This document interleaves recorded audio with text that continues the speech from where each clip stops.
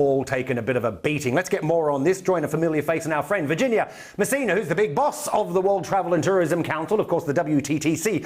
Virginia, always a pleasure, I should say, to see you. Virginia, I'm looking at some of these share prices. TUI, which is the TUI Group, Europe's largest travel company, down about 3%. The parent group of British Airways down some 5%. No doubt the WTTC share this huge disappointment. Absolutely, Aaron. Thank you for having me. It's incredibly disappointing. I mean, I think that the UK really risks isolation here. And this idea of a global Britain post-Brexit is clearly not going to happen if we continue to see borders effectively shut. And there will be a summer, though. There will be a summer for some European destinations that are well ahead of the game in having measures in place to reopening for fully vaccinated travelers and rapid testing for those that haven't been vaccinated. So I think a lot is at stake here in terms of the economic impact that the UK will suffer as a result of this.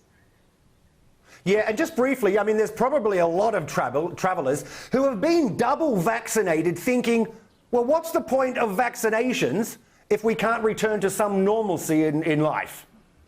Absolutely, and that's exactly what the UK should be really maximizing the successful full vaccination rollout that they've had. I mean, having 40% of their adult population vaccinated, that really protects the population as a whole. And we know there are other markets like the US that have a significant advanced rollout as well. And therefore, for countries that are at a lower risk in terms of infection and also with advanced vaccination rollout, there should start to be that mobility. And without that, it's not only travel that's going to suffer, but it's the whole economy and livelihoods that depend on this sector. But that said, Virginia, last summer, as you know, there was a lot of criticism that countries opened up travel just too quickly. We know what that resulted in. It resulted in these second waves, more deaths, more lockdowns. Even just recently, the head of the World Health Organization in Europe said it's too early. He said it's too early to see international travel starting up again. I mean, in some cases, shouldn't we be listening to the science, as tough as it is for the travel industry?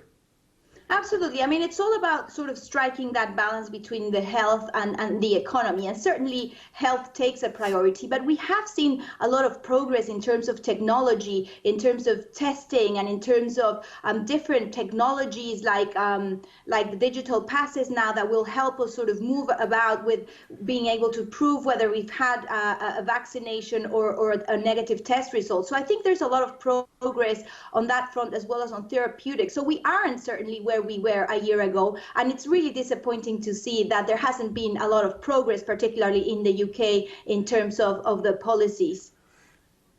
I'm glad you mentioned, Virginia, I'm glad you mentioned vaccine passports, because I was going to ask you, we know there's a lot of work within the industry being done to get a system in place for a vaccine passport. But the problem is it actually will end up relying on individual governments who will tell us what they will allow to enter.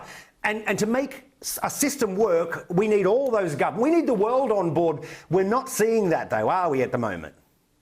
We're seeing some progress for sure. I mean, you probably heard the European Commission have put this regulation in place for the COVID certificate that will enable not only to move freely within the EU, but also to start allowing third countries. We don't really support the term passport because that could potentially have more data than required. The only data that is required is effectively whether the individual has been tested or vaccinated, and in some cases whether there's antibodies, so whether they've had COVID in the past. But I think these things are going to really help us, and we are seeing some progress in the UK. I mean, there is the NHS app that is going to help in this process in Europe, so hopefully we'll start to see more progress in this sense. But I think all of these technologies effectively help us to know that alongside health and hygiene protocols, we can start to move freely. Okay. Virginia Messina, always a pleasure, my friend. We appreciate your time. Take care. We'll check in with you soon.